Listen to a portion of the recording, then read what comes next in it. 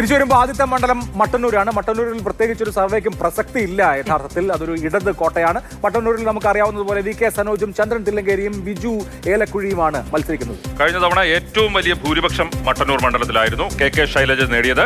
ഇത്തവണ ആ മണ്ഡലത്തിൽ എന്താണ് സംഭവിക്കുന്നത്, വി കെ സനോജിന് എത്ര ശതമാനത്തിന്റെ പിന്തുണയുണ്ട് എന്നുള്ളതാണ് മണ്ഡലത്തിലെ ഇപ്പോഴത്തെ ട്രെൻഡ് എന്നുള്ളത് അറിയാം. വരട്ടെ.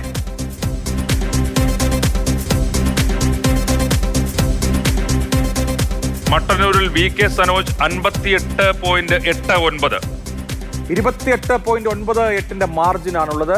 ചന്ദ്രൻ തില്ലങ്കേരിക്ക് 29.91% വോട്ടുകൾ, 11.2 അവിടെ NDA സ്ഥാനാർത്ഥിയെ സംബന്ധിച്ചുള്ളത്. 28.98 മട്ടന്നൂർ പോലൊരു മണ്ഡലത്തിൽ സ്വാഭാവികമായും പ്രതീക്ഷിക്കുന്നതാണ്. പക്ഷേ കഴിഞ്ഞ തവണ സംസ്ഥാന ചരിത്രത്തിൽ തന്നെ ഏറ്റവും ഉയർന്ന ഭൂരിപക്ഷമായിരുന്നു കെ ശൈലജയ്ക്ക്. അത്രയ്ക്കൊന്നും എത്തുന്നില്ല എങ്കിൽ പോലും സ്വാഭാവികമായി ഇ.പി. ജയരാജന് കിട്ടാറുള്ള മുമ്പ് മട്ടന്നൂരിൽ മത്സരിച്ചവർക്ക് കിട്ടാറുള്ള ഒരു ഭൂരിപക്ഷത്തിലേക്ക് തന്നെ 35,000 വോട്ട്, 40,000-നടുത്ത് വോട്ടുകളിലേക്ക് 40,000-നടുത്ത് വോട്ടുകളുടെ എത്തുന്നുണ്ട് ഭൂരിപക്ഷം.